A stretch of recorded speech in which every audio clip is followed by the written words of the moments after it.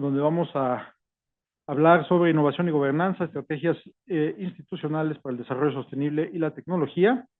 Estoy acompañado con 4 expertos. Antonina Ivanova, voy a leer sus semblanzas antes de que empecemos las preguntas. Es profesora e investigadora en el Departamento de Economía y directora del Centro de Estudios de la Cooperación Económica Asia-Pacífico en la Universidad Autónoma de Baja California Sur. Es miembro del Sistema Nacional de Investigadores y de la Academia Mexicana de Ciencias. Entre el 2008 y el 2016 representó a México en el panel intergubernamental sobre cambio climático de las Naciones Unidas como vicepresidenta del Grupo de Trabajo 3, Mitigación. Es máster en Periodismo Económico por el Centro de Estudios de Integración Europea en Bélgica, doctor en Economía por la UNAM y realizó un postdoctorado en Estudios de Paz en la Universidad de Bradford, en el Reino Unido. Sus líneas de investigación incluyen cooperación internacional, acción climática, green finance, turismo y desarrollo sostenible. Es autora o editora de 25 libros, 166 capítulos y más de 200 artículos en revistas especializadas. Ha sido autora principal de los informes del IPCC, cuarto informe galardonado con el Premio Nobel de la Paz en 2007, así como el del quinto y sexto informes, y actualmente participa en la elaboración del séptimo informe. Entre sus reconocimientos se encuentran el Premio a la Ciencia y Tecnología y la Medalla al Mérito Científico y Tecnológico del Estado de Baja California Sur en 2017, el reconocimiento del Consorcio Mexicano de Centros de Estudios APEC por sus contribuciones a los estudios del Pacífico 2021 y el Finance Diamond Award del Instituto Mexicano de Ejecutivos de Finanzas. También nos acompañan aquí Jorge Méndez. Él es doctor en Ciencias Digitales por la Universidad de Nottingham, es investigador asociado sede en el Instituto de Investigaciones Económicas de la UNAM y miembro del Sistema Nacional de Investigación de Investigadores a nivel candidato.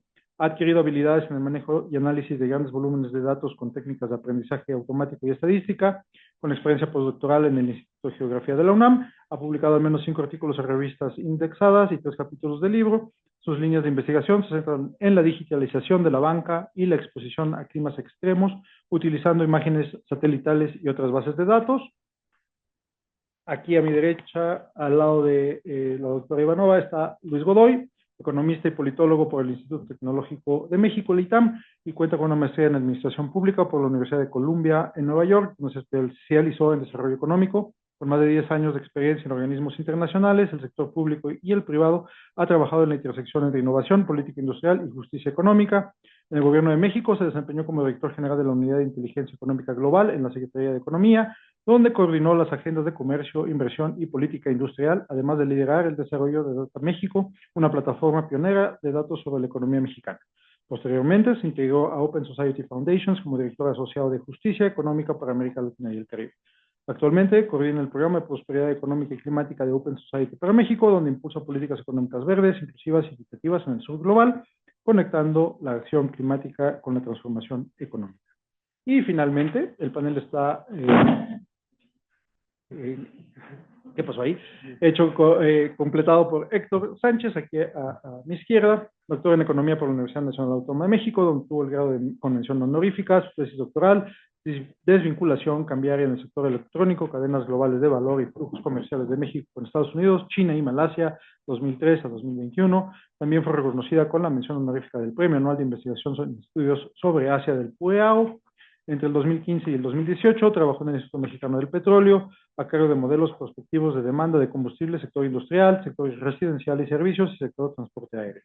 Su trayectoria académica incluye la colaboración como revisor en Latin American Research Review en 2021, la validación de reactivos de economía operacional en 2022 y la participación como miembro del Centro de Estudios China-México en 2023. Actualmente realiza una estancia de investigación postdoctoral en la Facultad de Economía de la UNAM, donde desarrolla proyectos sobre la industria automotriz, cambio climático y electromovilidad.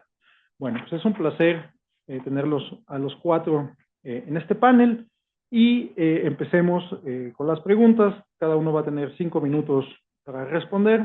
La primera pregunta es: ¿cómo puede ANSEA asegurar que la transición digital y verde no amplíen la brecha de desarrollo entre los miembros más avanzados y los países en desarrollo? Antonina, por favor. Bueno, muchas gracias. Desde su lanzamiento en 2015, la Comunidad Económica de ASEAN, que se había formado antes ASEAN, pero esta Comunidad Económica se lanzó en 2015 y está ambicionando una economía altamente integrada y cohesionada. Entonces, en este sentido, se busca ampliar la brecha de desarrollo entre los miembros más avanzados como Singapur y Malasia, por ejemplo, y los países como Camboya, Laos, Myanmar y Vietnam y últimamente Timor Oriental, que son de un desarrollo más bajo. Sin embargo, Vietnam, por ejemplo, ha alcanzado un crecimiento de su PIB más de 6.5% y ha alcanzado un desarrollo más fuerte en estos últimos años que los miembros más avanzados. Esto quiere decir que sí, esta transición gemela, que es digital y verde, que trata de igualar los niveles de desarrollo de los países de ASEAN, sí dando sus resultados. Y por supuesto es importante mencionar algunas iniciativas más precisas en este sentido, que son las iniciativas de integración y financiamiento dirigido, como la iniciativa enfocada de reducir la brecha de desarrollo para enfocar un financiamiento a los países de desarrollo más bajo con créditos preferenciales y también transferencia de tecnología de los miembros con desarrollo tecnológico más alto. Por otro lado, se busca combinar la inversión privada con fondos internacionales para mejorar la conectividad digital en zonas rezagadas. Y aquí hablamos no solamente de los países más rezagados, sino de zonas más rezagadas en los países más avanzados, que sí los hay y esto es muy importante. Luego tenemos el ASEAN Digital Cohesion Fund, que es un fondo que precisamente se está asegurando que todos los miembros se benefician de manera igualitaria de la economía digital y en este sentido se da una prioridad al desarrollo de capacidades y alfabetización digital precisamente en los países CLMV, o sea, del desarrollo más bajo. Se está fomentando esta formación de la fuerza laboral precisamente en sectores de alta demanda tecnológica para evitar fuga de talentos y fomentar la adopción de nuevas tecnologías. Una acción muy especial que se promueve, que se implementa de una manera más dirigida en los países de menor desarrollo es la promoción de la pequeña y mediana empresa, capacitación en acciones digitales de la pequeña y mediana empresa para que estas pequeñas y medianas empresas no se queden más atrás en esta transformación digital. Por otro lado, tenemos también los programas de subcontratación, donde se subcontratan las pequeñas y medianas empresas de los países de menor desarrollo para proveer materiales, suministros y servicios a las grandes corporaciones de los países de mayor desarrollo. Siempre esto se está tratando de hacer en el marco de la economía verde, o sea, se promueven servicios y productos verdes. En este sentido, también en la transformación de los marcos normativos y las políticas, estamos viendo también la gobernanza regional armonizada para establecer un entorno muy seguro, que las normas sean iguales para todos los países y esto está facilitando el comercio transfronterizo y la interoperabilidad. Y por otro lado, también me gustaría mencionar las taxonomías verdes, o sea, estos son reglamentos para la financiación que se están implementando en todos los países. ASEAN ya tiene su propia taxonomía que está precisamente indicando en cuanto se hace la innovación financiera, el financiamiento mixto entre financiamiento gubernamental y privado, cuáles son las áreas prioritarias para esta transición verde. Y por último, también mencionar que todo esto se hace en el marco de la transición justa, o sea, la transición, lo que se habló en el panel anterior de las energías, hacia las energías verdes, hacia las energías renovables, hacia un futuro bajo de carbono, se hace siempre en este marco de la transición justa. ¿Qué quiere decir esto? Que sí queremos un futuro bajo en carbono, pero en este sentido también no queremos dejar a nadie atrás, empezando de los trabajadores que salen de las minerías, de los sectores energéticos, de petróleo, etcétera, y este concepto se extiende siempre más a las comunidades y regiones, a los países de desarrollo más bajo, en las comunidades económicas y también a las regiones o localidades de desarrollo más bajo en todos los países. Entonces, en este sentido, también es muy importante tomar en cuenta la participación de los sectores, de los grupos productivos, de las comunidades, de las poblaciones indígenas, de todos los países participantes de una manera equitativa en la formulación, en la ejecución de los planes y en su monitoreo. Muchas gracias. Lo que se requiere es garantizar pues, el acceso, ¿no? El acceso sobre todo al Internet y a la telefonía móvil. Según la Unión Internacional de Telecomunicaciones, hay áreas claves, ¿no? Que se tienen que garantizar a nivel regional.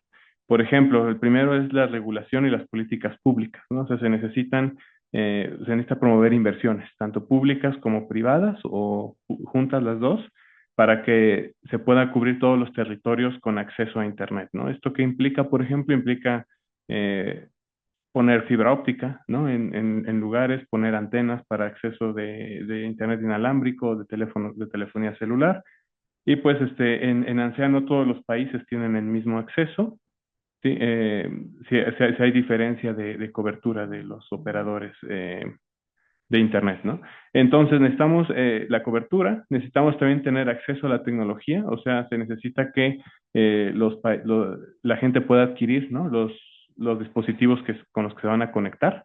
La educación digital, que es algo muy importante, no nada más en el término del usuario, sino también de los desarrolladores, sobre todo por el tema de ciberseguridad, ¿no? Los costos, que se tienen que asegurar que los costos sean asequibles en los países de desarrollo, ¿no? Y por ejemplo, aquí las Naciones Unidas han establecido un objetivo, ¿sí? Que la banda ancha sea asequible en los países en desarrollo para 2025. Y ellos definen asequibilidad como disponibilidad de banda ancha a un precio inferior a 2% del ingreso nacional bruto per cápita, ¿no? O sea que si tenemos que invertir más de nuestro 2% del ingreso bruto o promedio per cápita, ellos lo consideran que no está siendo accesible, ¿no? ¿Qué otra cosa? Otras cosas es la inclusión digital. Por ejemplo, esto se logra mucho a través de los países que tienen una estrategia digital ya bien establecida. Por ejemplo, Thailand 4.0 Strategy, ¿no? Ellos ya tienen una estrategia donde están haciendo un ambiente, ¿no? De negocios, de regulación, incluso de recursos humanos que sepan de la economía digital, ¿no? Por ejemplo, Indonesia tiene la National Strategy for Digital Economy Development. Igual, ¿no? Malasia tiene una que se llama My Digital. Son, son ejemplos de estrategias digitales bien establecidas, ¿no? Que también tiene que ver con los sistemas de pagos digitales, ¿no? La promoción de este tipo de pagos, ¿no? Que por ejemplo en Tailandia han sido muy aceptados, ya más del 50% de las transacciones en ese país se realizan a través de pagos digitales. Ajá, y pues eso es que necesitas garantizar seguridad, disponibilidad, ¿no? Y sobre todo, en el caso de los pagos digitales, necesitas inclusión financiera, ¿no? Que es el tema de que pues hay que bancarizar a las personas. Otros temas que también se mencionan es la innovación tecnológica, ¿no? La formación de talento, tomando en cuenta la demografía, sobre todo que hay grupos etarios, ¿no? Los países son diferentes en términos de edades y por lo general a las personas de mayor edad se les dificultan el acceso a estas tecnologías. Entonces, eso se tiene que considerar. También se habla de una fiscalización clara, ¿no? Que motive a las empresas a invertir ahí y que estén seguras de las inversiones y de los retornos de inversiones, ¿no? Ciberseguridad, ¿no? Se promueve también que los gobiernos tengan ya sistemas digitales, que ya no tengas que irte a formar ahí por horas para hacer algún trámite, ¿no? Y ya se pueda acceder de manera digital, ¿no? Y pues sobre todo lo que se recalca mucho es que toda la región en general requiere invertir en investigación, ¿no? Porque todo esto nada más se logra haciendo innovaciones tecnológicas, ¿no? E innovaciones también de negocios Eso se logra haciendo investigación, invirtiendo en investigación, y pues la mayoría de los países invierten poco de su PIB, ¿no? Entonces es necesario invertir más en investigación. En cuanto a la transición verde, se requiere, pues, se requieren de especialistas, ¿no? Pues sobre todo en esta área de optoelectrónica, la conversión de luz en electricidad, ¿no? Esto dice, según reportes, te indican que ningún país tiene esos recursos humanos necesarios, ¿no? Entonces, se requiere una inversión en este tipo de especialidades y se requieren incentivos gubernamentales, ¿no? Para garantizar las inversiones en energías limpias. Pues creo que es todo de mi parte y gracias. Muchas gracias, doctor Méndez. Maestro Godoy, por favor. Gracias. ¿Respuesta? Bueno, primero que nada, muchas gracias por la invitación a la doctora profesora Alicia Girón, a su equipo, a Vania, Alma, que me invitaron, y a todo el panel. Yo les voy a platicar un poco desde la experiencia práctica del trabajo que hacemos en Open Society Foundations, particularmente con Indonesia y Malasia, cómo sus experiencias y las políticas industriales que están implementando son una lección y son relevantes para el contexto mexicano. En la segunda parte de la pregunta me enfocaré más como el aspecto multilateral y las experiencias que tiene ASEAN en su estructura, en su flexibilidad y en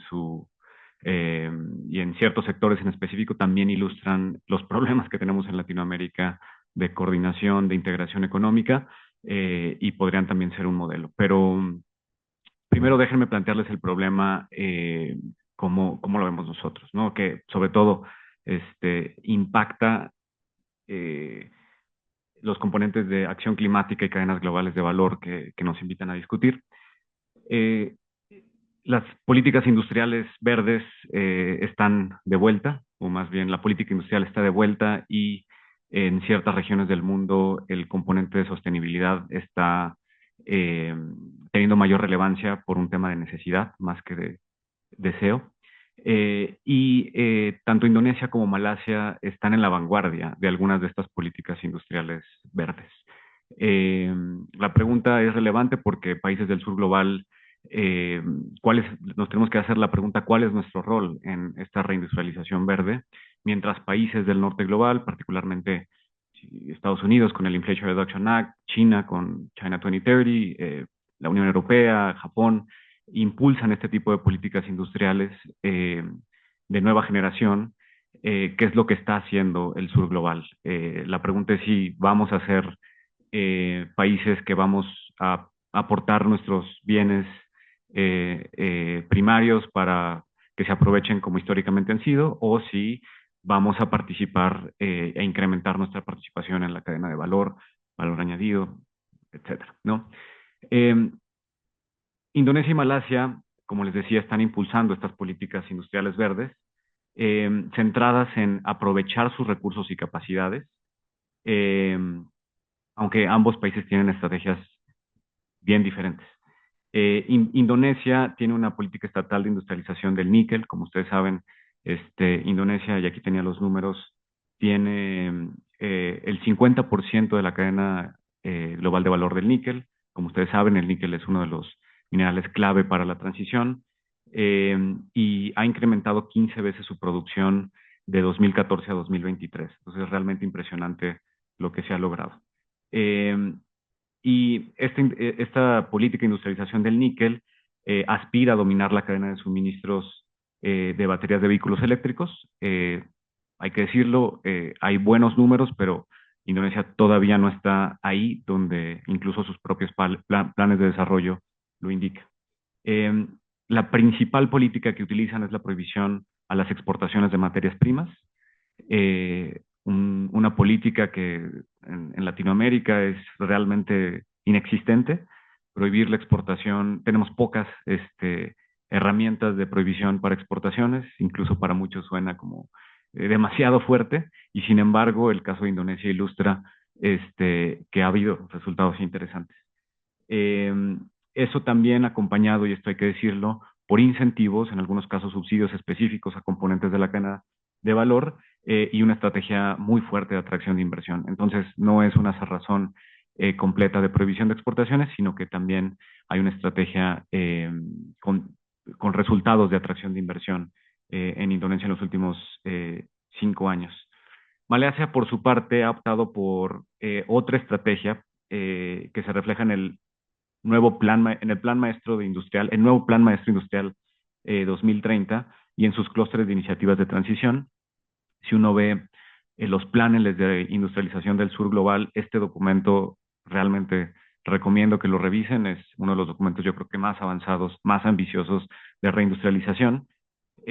Utilizan complejidad económica, tienen un análisis muy certero de sus cadenas de valor y proponen, yo considero uno de los planes desde la perspectiva de financiamiento más completos que tiene cualquier país del sur global. Esto ha resultado también en algunos avances, particularmente en eficiencia energética, y una estrategia de inversión verde que está orientada a movilizar entre 1.2 y 1.3 billones de dólares en financiamiento para la transición. Malasia y con su fondo soberano, con Khazanah, es uno de los ejemplos más interesantes de financiamiento para la transición verde. Ahora, ¿cuáles, digamos, son políticas muy diferentes entre sí, planteamientos muy diferentes entre sí, pero con resultados muy similares para lo que podemos aprender desde México y desde los países latinoamericanos? Indonesia, viéndolo desde la perspectiva gubernamental, impulsa una estrategia vertical liderada por el Estado, muy intencional para la dominación de las cadenas de suministro, mientras que Malasia se enfoca más bien en desarrollar ecosistemas manufactureros de altas calificaciones y bajas en emisiones.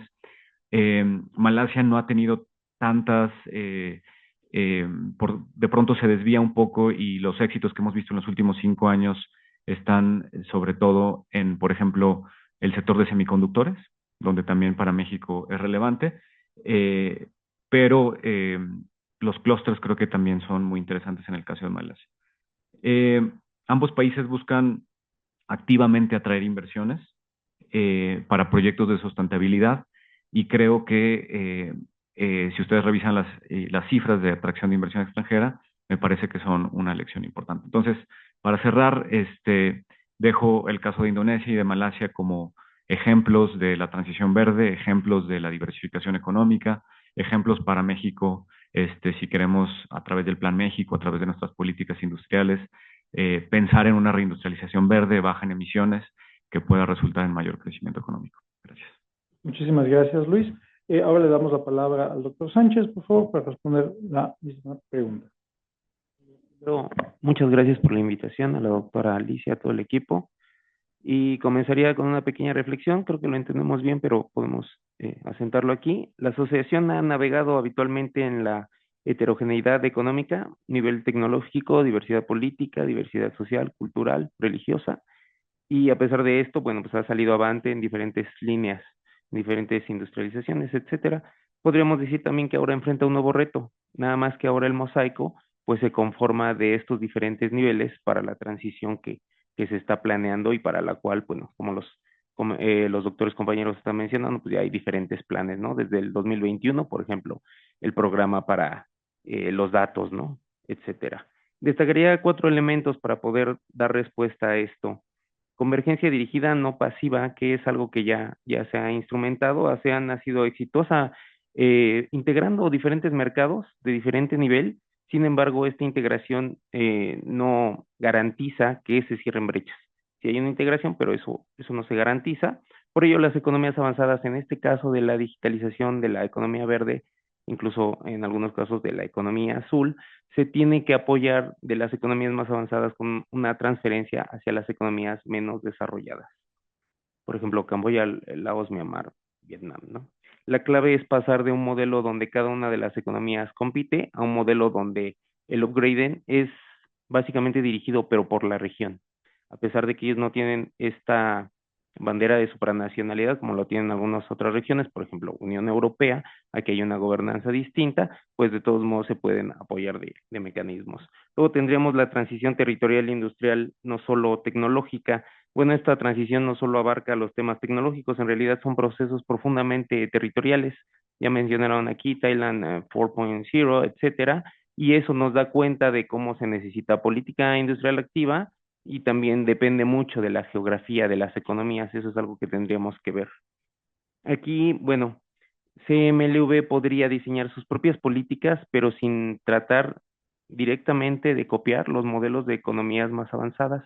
A veces eso causa algunos rezagos en vez de avances por el diferente desarrollo que tienen las economías.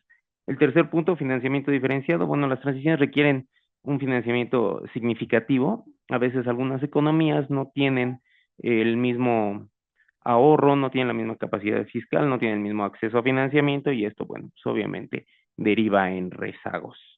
Aquí lo que diríamos es, bueno, sin este componente de una ayuda de mecanismos de financiamiento verde, de apoyos internacionales dirigidos específicamente hacia economías que tienen menor desarrollo, pues caeríamos probablemente en un proceso que sería excluyente. El cuarto elemento que me gustaría destacar es la gobernanza regional e interoperabilidad. Ya se ha tocado un poco el tema. La asociación tiene una ventaja que es su modelo de gobernanza flexible, en el que primero está el diálogo y por supuesto se respeta la identidad de cada nación y solamente es a base de muchas sugerencias. Con esto podemos impulsar, si se logra concretar, interoperabilidad digital. También podremos impulsar la integración de mercados digitales y coordinación en políticas climáticas. Esto permitiría a los países menos avanzados comenzar, pero no comenzar desde cero, ya tendrían una base, pero siempre que haya esta transferencia. ¿Qué coloco aquí en síntesis para la primera parte de la respuesta y profundizar nada más poco con lo que ha hecho México? Eso viene en la segunda pregunta. En síntesis, bueno, para efectuar esta transición inclusiva se requieren de 3 componentes desde la perspectiva: coordinación regional, política industrial activa y mecanismos de redistribución de capacidades. Creo que ese sería el más importante. La transición por sí misma, así como la integración, no reduce las desigualdades. Lo que reduce las desigualdades, desde mi perspectiva, es la forma en la que se gobierna esa transición. Ahora, ya hay algunos ejemplos, ahorita vamos a entrar un poco más a la parte industrial, que toma México y que México ya implementa, como mencionaban, en el Plan México, con la ventanilla, por ejemplo, de inversiones digital nacional, que ya desde hace tiempo tiene ASEAN, también con los polos de desarrollo, también ASEAN ya tiene ahí algunos planes sobre la parte digital. México ya también tiene una ley de simplificación. Todos estos mecanismos, bueno, es curioso que México los implemente tantos años después. Voy a resaltar el punto brevemente de la doctora Alicia. Ellos han logrado independencia y han salido incluso de economías pues agrícolas desde hace 4 décadas, 5 décadas, y en este caso, bueno, México ya tiene muchísimo más años. Gracias, eso es. Muchísimas gracias, doctor Sánchez. Bueno, vamos a pasar a la segunda pregunta. ¿De qué manera los marcos de gobernanza regional en la ANSEA han facilitado la adopción de tecnologías limpias y qué lecciones de estas políticas públicas podrían adaptarse para fortalecer la cooperación entre México y el sudeste asiático? Doctora Ivanova. Gracias. Los marcos de gobernanza regional del ANSEA han facilitado la adoptación de tecnologías limpias mediante un enfoque integrado que combina la planificación estrategia, la armonización de los estándares y la movilización del financiamiento verde. La adopción de la estrategia de neutralidad de carbono de 2023 y plan de acción de ASEAN para la cooperación energética son motores fundamentales para esta transición energética. Y la gobernanza regional se articula mediante instrumentos clave que crean un ecosistema favorable para la inversión verde y la innovación. Tenemos la integración de la transición climática en todas las áreas de cooperación, promoviendo el desarrollo de mercados de carbono regionales y estándares compartidos. También existe la planificación energética regional, que ahorita se está implementando para el año 2025. Ahorita se va a hacer la siguiente etapa, que establece metas colectivas para incrementar la energía renovable al 23% y reducir la intensidad energética al 30% para el año 2030. Luego tenemos también la red eléctrica de ASEAN, ASEAN Power Grid, que fomenta la integración de energías renovables mediante la interconexión de redes, logrando proyectos pilotos exitosos como la integración precisamente de los países menos desarrollados que mencionamos, que es Laos, Tailandia, Malasia y Singapur. Bueno, Laos se integra a los países más avanzados. Se facilita el comercio multilateral de electricidad, permitiendo que los países con excedentes de energía limpia, como Laos, provean a otros, como Singapur, optimizando así el uso de recursos renovables regionales. Luego también está el financiamiento sostenible, el Asian Catalytic Green Finance Facility, que se lanzó desde 2019. Este proporciona más de $1,000 millones en préstamos para proyectos de infraestructura verde, una gran cantidad de cuales va precisamente a regiones y países de menor desarrollo.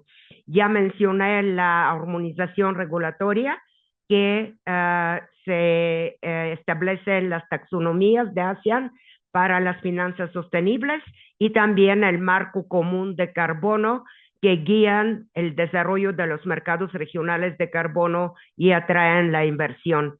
También orientan el capital precisamente hacia los capitales sostenibles, limitan las inversiones, los incentivos para la inversión más bien en actividades grises o contaminantes, y también facilitan la inversión en tecnologías de transición, por supuesto, respetando diferentes puntos de partida económicos de cada estado. Ya mencionamos la transformación digital, que es como una gemela de la transición verde, que esta adoptación de tecnologías limpias siempre se vincula a la digitalización, promoviendo también ciudades inteligentes, cuya cantidad siempre crece en la región de ANSEA, y se utilizan sensores y datos para la eficiencia energética, porque esto es una de las vertientes muy importantes. Eficiencia energética, que hace que utilicemos menos energía por cada unidad final producida, al lado de las energías renovables. Y estas políticas son mucho y mucho más importantes ahora cuando los precios de petróleo están muy volátiles, están subiendo. Entonces, si los países, incluyendo México, aumenten su dependencia de energías renovables, más bien, esto sería mucho mejor para todo el desarrollo económico y social de estos países. Tenemos también los fondos de inversión conjuntos, ¿no?, que se podrían tomar como lecciones para la cooperación México-Sudeste Asiático. Estos fondos de inversión conjuntos se inspiran en la Catalytic Green Finance Facility para financiar proyectos de infraestructura energética renovable, especialmente en ciudades compartiendo riesgos y oportunidades. Otra lección puede ser la inversión en empresas sociales que juntan algunos resultados esperados en plano social, en plano socioeconómico, con el financiamiento que recibe la empresa. Y este puede ser un financiamiento mixto, público y privado. También puede utilizarse la inversión internacional. Esta inversión en empresas sociales es muy, muy importante. También fomentar el intercambio de mejores prácticas en la integración de redes eléctricas. Esto sería también una experiencia muy útil para México. Y la digitalización de la energía para optimizar la demanda, que es un área de interés común dado el alto crecimiento de la demanda energética.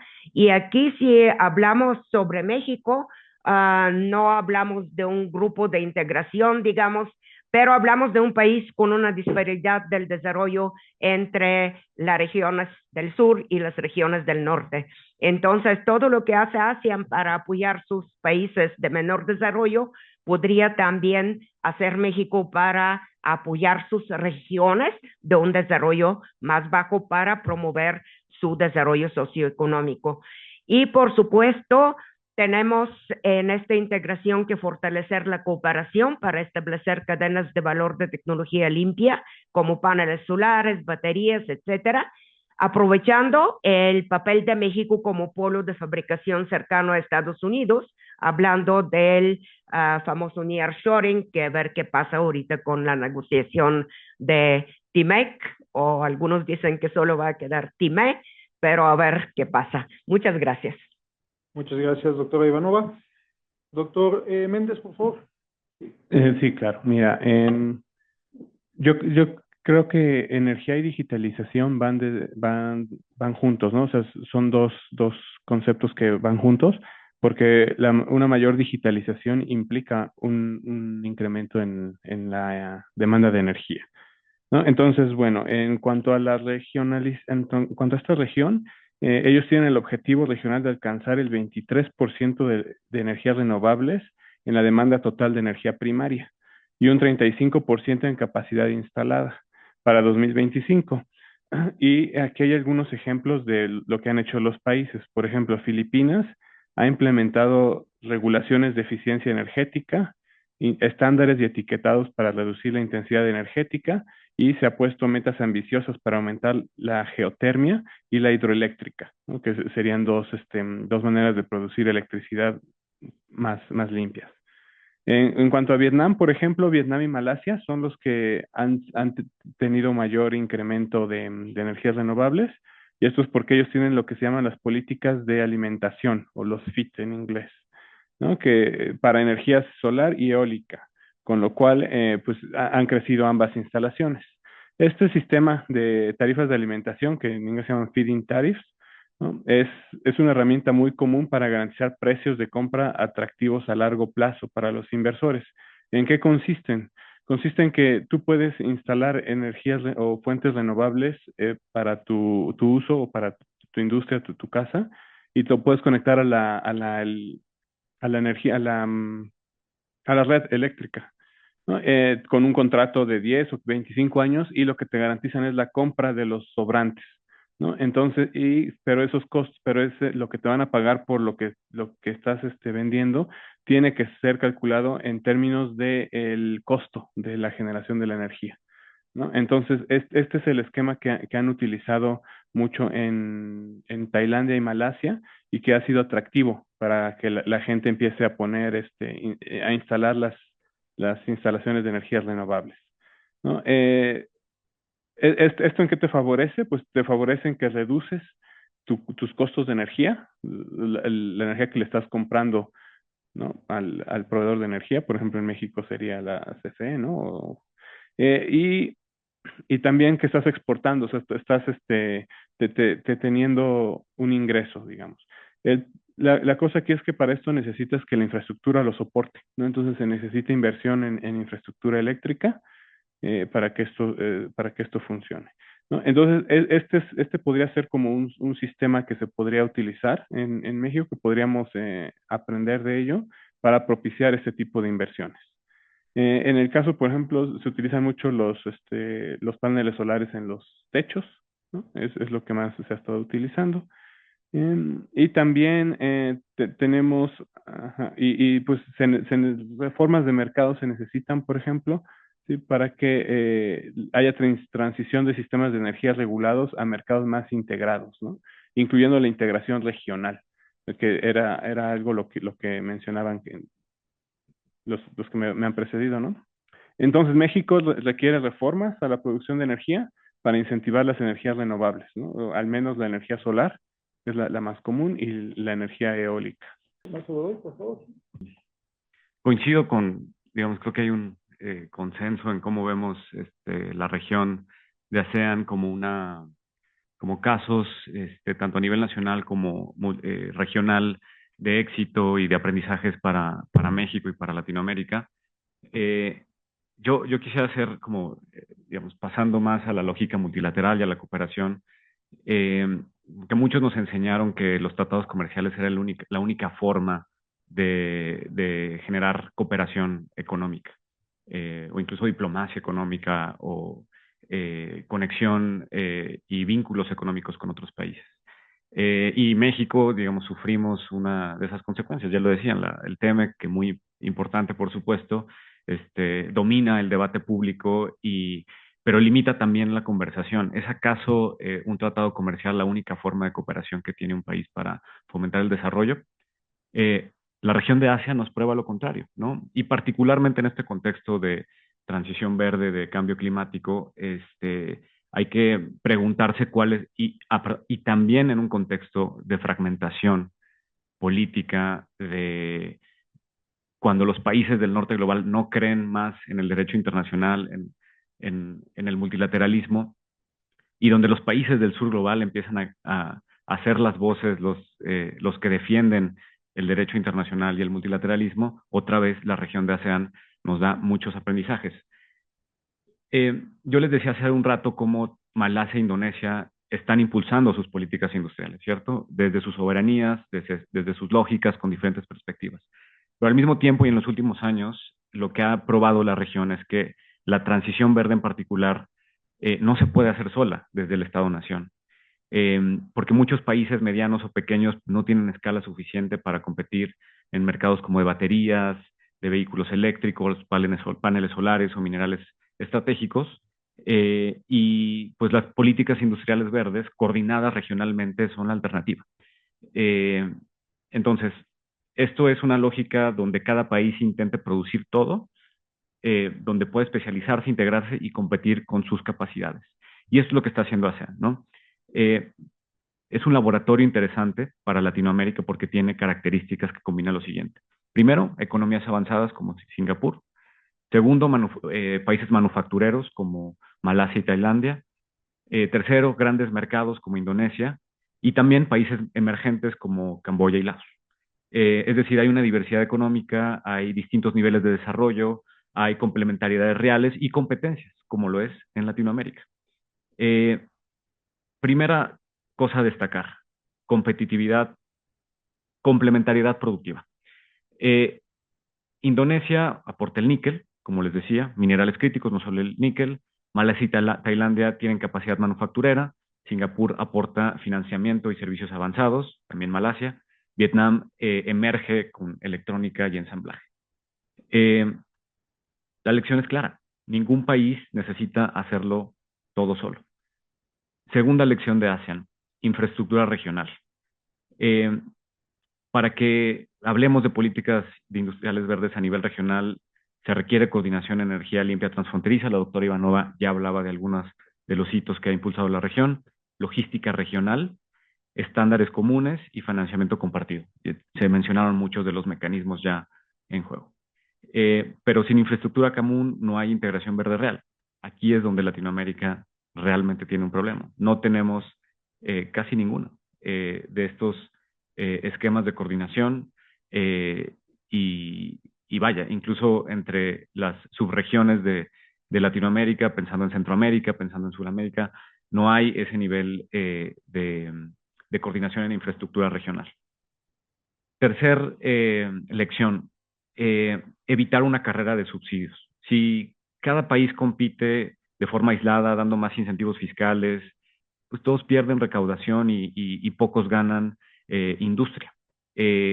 La coordinación regional, una coordinación regional basada en las políticas industriales permitiría una especie de especialización inteligente y no competencia destructiva, que es lo que en algunos casos ha pasado históricamente también en Latinoamérica.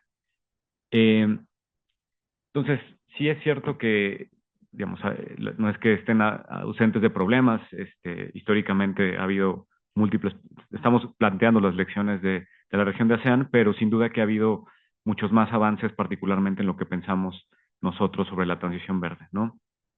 Que no es solo tecnológica, no es nada más de implementación de paneles solares, de generación de fábricas de vehículos eléctricos, de baterías, sino también hay unas condiciones geopolíticas y regionales que son relevantes para los que hacemos este tipo de trabajo. Nosotros hacemos y estamos apoyando a espacios multilaterales donde se discuten estas cosas. Históricamente, organizaciones como UNUDI o UNIDO han tenido un rol en cómo, cómo llevar a cabo estas políticas industriales desde una lógica multilateral. y esperemos que en Latinoamérica avancemos esa discusión. Tenemos algunos espacios regionales, pero sin duda no tenemos la institucionalidad y el avance como lo tiene la región de Asia. Gracias, Luis, por tu respuesta. Doctor Sánchez, por favor. Muy bien, voy a ir un poco más rápido porque me parece que aquí la respuesta es más amplia. Primero, para abordar la pregunta, debemos de señalar que la asociación ha tenido esta adopción de tecnologías limpias, no como México, que es un resultado residual del mercado, más bien ha sido por los arreglos de gobernanza. Esa es ya en sí una primera lección. La ASEAN ha facilitado esta transición, voy a colocar nada más 3 mecanismos. El primero, la coordinación flexible con objetivos comunes, ya hablábamos de su ASEAN Way, que es la forma particular que tiene, no supranacionalidad. Aquí hay transición y eficiencia energética e infraestructura sostenible. Ahorita vamos a pasar al caso de México. Construcción de plataformas regionales. Bueno, pues está el ASEAN Digital Master Plan, ¿no? 2025, y hay unos planes ya renovados incluso considerando los problemas que vienen con la inteligencia artificial, sobre todo, por ejemplo, para economías o estados archipelágicos como Filipinas, ¿no? Que se dedican mucho a tareas que podrían ser desplazadas. ¿Esto qué logra? O bueno, ¿qué se obtienen con estos planes? Se reduce el costo de adopción tecnológica porque construyen bienes públicos regionales, algo que aquí podríamos también tomar como clave. La integración con inversión y cadenas globales de valor, bueno, esto es algo que no nos dejaría entender cómo ha avanzado la industria automotriz si no observamos política industrial activa, la inversión extranjera, pero bien dirigida, y también, bueno, pues los encadenamientos globales, ¿no? En donde está. En este caso, la gobernanza, bueno, no solo regula, sino que también dirige, en el caso de ASEAN, las industrias importantes. Tiene ese segundo papel. De esta experiencia, bueno, resaltaría algunas lecciones. La primera, pensar la transición regionalmente para el caso de México, ¿no? La integración más fuerte de México, como sabemos, está en el norte, y bueno, se puede profundizar de todos modos con los países del ASEAN. Propondría yo cadenas verdes, manufactura sostenible por la relación comercial tan fuerte que hay, por ejemplo, México-Malasia, en sectores medios, y transferencia tecnológica, al igual que lo hace la región, bueno, con México. Vincular la política industrial y transición energética. ASEAN muestra que la adopción de estas tecnologías limpias, bueno, pues va más rápido cuando hay política industrial, inversión y desarrollo de clústeres, algo que ya empieza México con estos polos de desarrollo. La economía mexicana, bueno, pues implica el nearshoring, ¿no? Ver si se puede transitar hacia hacia industrias que no son tan intensivas en carbono. Y fortalecer la gobernanza e interoperabilidad. Aquí estándares y regulaciones claras que apoyarían para que llegara más inversión. Esto que facilita, pues, la adopción tecnológica. De todos modos, tenemos que señalar algo que ocurre en México y por supuesto no ocurre en ASEAN, y es la disonancia que hay en industrias clave como la automotriz o la electrónica. Vamos a señalar sobre todo la automotriz, que es la que podría arrastrar toda una cadena ahora que viene esta reconversión hacia esa economía verde y digital. Infortunadamente, México es uno de los pocos países que ha tenido un retroceso en su objetivo. Por ejemplo, este es un área de análisis, un núcleo nada más, de vehículos ligeros. En vez de tener el 50% de vehículos limpios para el 2040, se redujo al 30%. Incluso ya se están considerando otros vehículos que no son limpios, por ejemplo, los vehículos plug-in, ¿no? Etcétera. Esta disonancia particularmente nos advierte que ya se sabe, no se van a llegar a esas metas. Entonces, ¿por qué no se llegan? Bueno, también lo tenemos que señalar porque ASEAN pues no tiene la misma situación. Algunas economías como Brunei sí comparten esta dolencia. La matriz energética primaria de México está dominada por hidrocarburos en un 82% más o menos, según el Inventario Nacional de Emisiones de Gases, componentes de efecto invernadero, etcétera, y las renovables son del 14%. Entonces, por eso es esa disonancia. Otro punto que me gustaría destacar, solamente para cerrar, es que México, como saben, septiembre del año pasado, bueno, pues ya coloca esta parte en cuanto a aranceles para economías con las que no tenemos un tratado. Entonces, todo eso tendría que volver a cambiar, porque parece que advierten que la dependencia ya no podría venir solamente del norte, sino de otras áreas, explícitamente China, donde 1 de cada 5 vehículos nuevos que circulan en el país provienen de China, sobre todo eléctricos. Entonces advierten esto y cierran a través de eso. Evidentemente, aquí podríamos diferir un poco en el hecho de que sí son los acuerdos comerciales los que ahora nos están limitando. Entonces, el acuerdo comercial evidentemente con Temec y la renovación, pues nos va a dejar en esa parte en la que ya no podemos importar ciertos artículos, vehículos, etcétera, desde Asia, ¿no? Particularmente China y otras economías. Entonces eso tendríamos que revisarlo para poder ver si se instrumenta pues alguna regulación diferente. Y diría yo que México está pues optando más por su socio del norte. Entonces tenemos que volver a revisar ahí para ver cómo se podrían hacer estas transferencias y que no toquen acuerdos comerciales para que se llegue a, pues básicamente el apoyo que se requiere también de estas economías de Asia, que nos da muchísimas lecciones y ejemplos, ¿no? Incluso en índices de gobernanza, de conectividad, incluso de inteligencia o de manejo de inteligencia artificial, pues van muy arriba, ¿no? Mencionaremos primero a Singapur, como siempre. México se encuentra al lado de otras economías, Malasia, Vietnam, en un término medio bajo. Concretamente, bueno, se ha observado que la transición, ya para cerrar, hacia tecnologías limpias no depende solo de recursos de tecnología, sino de cómo se organiza esa cooperación, y en México tendríamos que hacer esa revisión profunda. Las tecnologías limpias no se difunden por innovación, sino por gobernanza, donde las relaciones funcionales, bueno, están entre universidades y también el ámbito productivo. México también tiene que abordar ese tema. Gracias. Bueno, muchísimas gracias a todo el panel por sus respuestas. Este es un panel que de hecho da para muchísimo más discusiones. Creo que es muy importante tener en cuenta que, aunque estamos, para nosotros el sureste de Asia sigue siendo una región que mucha gente ve como muy lejana, ¿no? Como totalmente desconectada de nuestra realidad, cuando pues ya son economías y países que están inclusive con una mejor infraestructura en ciertos aspectos que nosotros, ¿no? Tenemos mucho que aprender de ellos. Creo que tienen problemáticas similares o tuvieron problemáticas similares que han sabido atajar. Y es verdad que esta manera de hacer, de desarrollarse como es la ANSEA, ayudando a los países que más lo necesitan para que no se queden atrás, pues ha beneficiado a todos, ¿no? Lo hemos visto con ya sea los planes nacionales o con algunos de los planes regionales que han desarrollado, pues al fin y al cabo, ahora mismo, con esto del nearshoring, del ally shoring, estamos en competición también con el sureste de Asia, ¿no? Con este nuevo Plan México de también integrarnos a la producción de chips y demás, pues Malasia, Vietnam, son países con los que vamos a tener que competir. Entonces también tenemos que aprender de lo que ellos han hecho, ¿no? O sea, si vemos en esta parte de esta producción de microchips, pues básicamente son alianzas estratégicas entre el sector privado, el sector público y la educación. Porque si tienes que desarrollar una economía a través de esto, pues tenemos que tener suficientes ingenieros que nos permitan seguir desarrollando la tecnología para poder producir los chips necesarios de alta calidad. Entonces necesitamos que las universidades puedan producir cierto número de ingenieros, si no, ¿cómo nos vamos a dar abasto?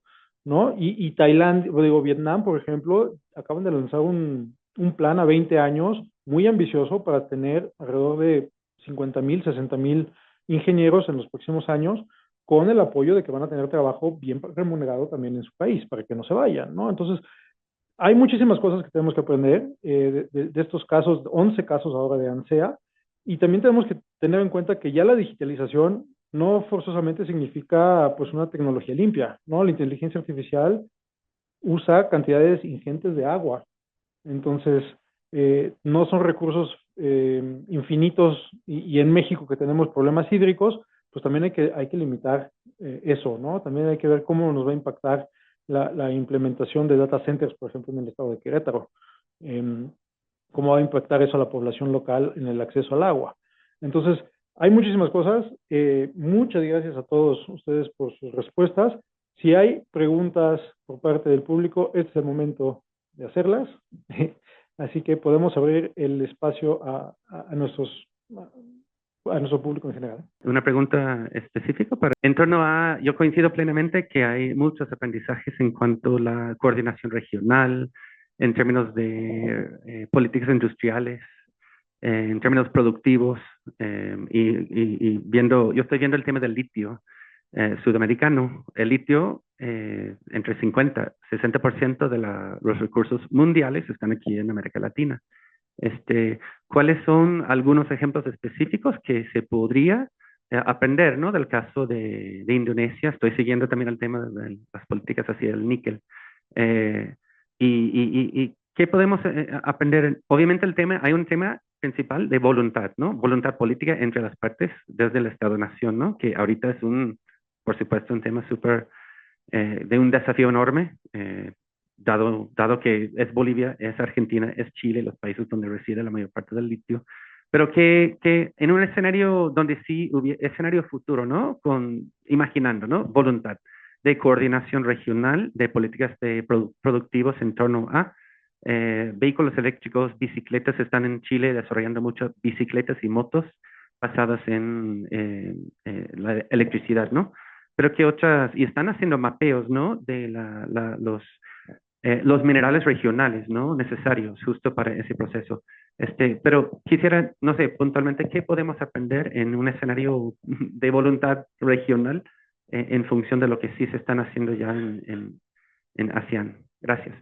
Igual, en primer lugar, destacar la participación de todos los ponentes, la cual ha sido bastante productiva. Sin embargo, yo quisiera preguntar a cualquiera de los ponentes, en el caso mexicano, el cual tiene todavía una gran dependencia al petróleo y que se ha visto que de 2024 ha habido planes fiscales para reforzar todavía esta empresa y que el mes pasado tuvo una emisión de bonos, lo cual indica que en el caso mexicano todavía está habiendo como esta tendencia a seguir produciendo petróleo. ¿Cómo esto puede convivir con una transición energética más amable, ya sea de manera nacional o regional?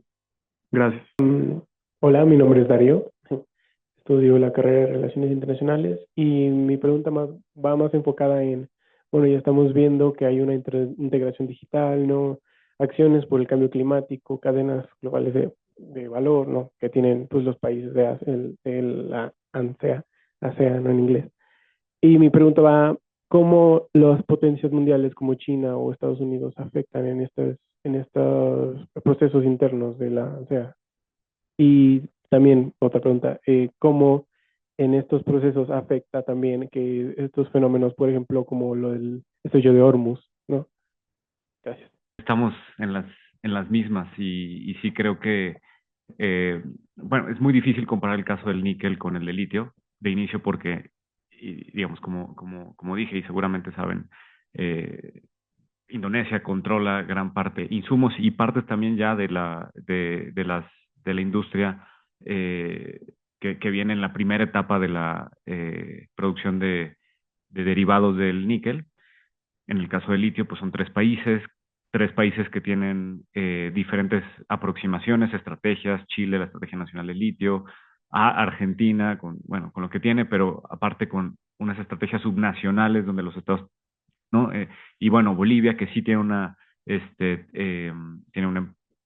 el gobierno controla el proceso, pero entonces, en efecto, es un ejemplo de desorganización, y difícilmente va a haber un mecanismo de colaboración. Incluso, no sé si recuerdan, en la administración anterior, México propuso, el presidente López Obrador propuso un esquema de coordinación y de gobernanza multilateral para el litio. No se logró absolutamente nada. Entonces, yo veo difícil que incorporemos esa lección para el caso del litio en particular. Hay otras industrias donde no necesariamente.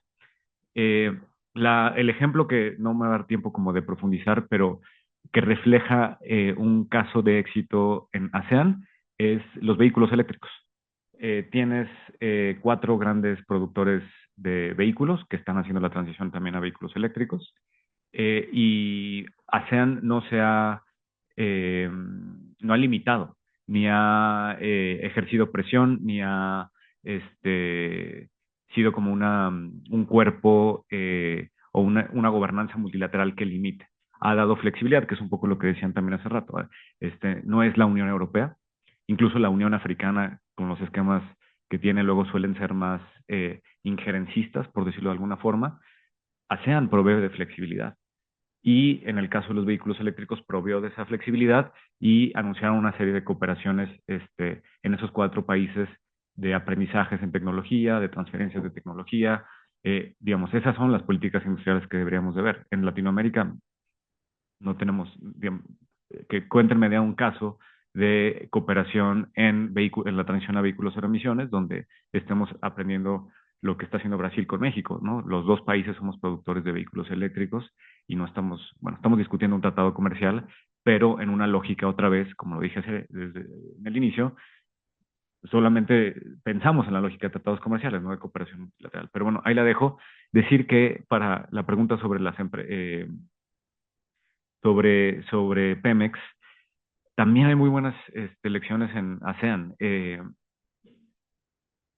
Petronas, por supuesto, es yo creo que el más importante, y no desde la perspectiva de la producción, no nos vamos a poner creativos a pensar en la transición a diversificación y en la gobernanza de las empresas. Lo que yo creo que es más interesante del caso de Petronas y de Malasia es su fondo, que lo mencioné. En México tenemos el Fondo Mexicano del Petróleo, que creo que lleva en desuso desde hace tiempo. Ellos utilizaron las regalías del petróleo en los últimos 15 años para financiar la transición. ¿Por qué nosotros no lo hemos hecho? Eh, el Fondo Mexicano del Petróleo debería de ser básicamente replicar casi que el mismo modelo que hizo Casana en Malasia. Antonia, ¿quieres responder una de las preguntas? Sí. Yo quiero responder la segunda pregunta. Bueno, aportar algo. México sí depende de petróleo, efectivamente. Últimamente es muy preocupante, inclusive que se habla mucho de fracking, que también es una tecnología muy contaminante, aunque se habla de fracking nuevo, sigue siendo muy contaminante y es muy desesperante que pues se ve giro, ¿no?, en la política energética. Por otro lado, también una noticia poco alentadora es que las minas de carbono en el norte de México que estaban cerradas ya empezaron a abrirse. De hecho, esto ocurrió inclusive después del COVID en China y ahorita está ocurriendo en Alemania. China ya supuestamente los está cerrando. Alemania que eliminó todas las plantas nucleares, ahorita está pensando reabrir alguna planta nuclear por todos estos problemas que tenemos a nivel internacional que aumentan los precios de petróleo. Pero, ¿qué pasa en México? México, como saben, es miembro de la Convención Marco de las Naciones Unidas de Cambio Climático, está muy comprometido en sus políticas internacionales. De hecho, los compromisos nacionalmente determinados, como lo acordó México según el Acuerdo de París, todos los países en desarrollo están presentando sus compromisos nacionalmente determinados frente a la Convención Marco y en los últimos compromisos de México se presentaron en la COP30 que se llevó a cabo en Brasil. Y en esto se determina que México se compromete a disminuir las emisiones de los gases con efecto invernadero con 50% para el año 2035, en 10 años, y alcanzar neutralidad de carbono para el año 2050. Entonces, esto compromete mucho a México, tanto en seguir implementando las energías renovables, que ahorita lo vemos medio contradictorio, las políticas, pero los compromisos internacionales, México los ha cumplido hasta ahora puntualmente frente a los convenios internacionales y esto es una buena señal que se puede dar. ¿Cómo se llega a neutralidad de carbono? No solamente por medio de las energías alternativas y la eficiencia energética, lo que mencioné antes, sino también fomentando los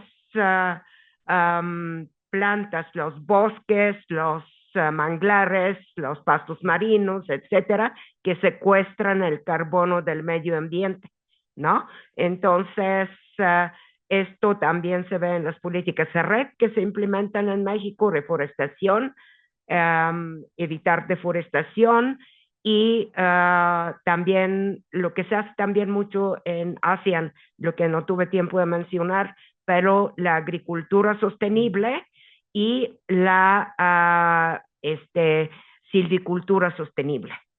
esto es muy importante. Entonces, supuestamente estamos en un cruce donde hay que decidir qué camino tomar de una manera más decidida y ojalá se tome el camino correcto. Gracias. Muchas gracias.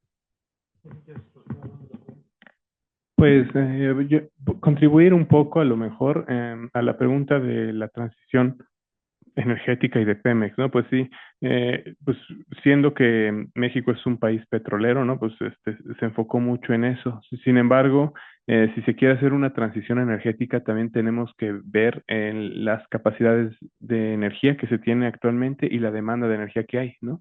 Porque el principal problema de la energía es que no se puede almacenar, o sea, la tienes que producir, la tienes que gastar al momento que se produce. Entonces, cuando tienes tú, por ejemplo, producción de energía solar, pero no hay sol, pues en la noche es cuando hay más demanda de energía, ¿no? De las personas que están en casa. Entonces, se necesitan hacer lo que se llaman las smart grid, ¿no? O sea, este, como meterle tecnología también para que la red sepa de dónde tomar, de qué fuentes tomar energía, ¿no? Y curiosamente la producción de energía es muy contaminante. Entonces, si se quiere compensar con eso, además de financiar energías renovables y eso, hay que plantearnos cómo vamos a producir la energía que se necesita en el país, ¿no? Y bueno, una de las ideas que a lo mejor a veces es muy controversial, pues es la energía nuclear, que al final no es tan sucia como las otras energías de hidrocarburos, ¿no? Y es más eficiente que las energías renovables, que actualmente no son suficientes y no pueden satisfacer toda la necesidad de energía, ¿no? Por eso es el ejemplo de que ya mencionaron anteriormente de Alemania, que están cambiando sus fuentes de energía porque pues ya no es suficiente, ¿no? Hay mucha más demanda de energía. Bueno, eso es todo. Gracias. Yo quisiera aportar un poco para internalizar la problemática sobre dependencia petrolera que comenta el compañero. Para dimensionar bien, los últimos datos de las estimaciones del inventario de gases de efecto invernadero, componentes contaminantes, etcétera, nos dicen que desde el 2021 toda la contaminación que tiene la producción energética nacional es menor a toda la contaminación que tiene el sector autotransporte. O sea, de ese tamaño es el problema. Contaminamos más por la movilidad que por lo que tenemos de producción energética nacional. Entonces, ese es como el dato. La doctora aprecia bien en esta nueva COP en Belén, Brasil, en noviembre, que México pues refuerza sus contribuciones determinadas a nivel nacional.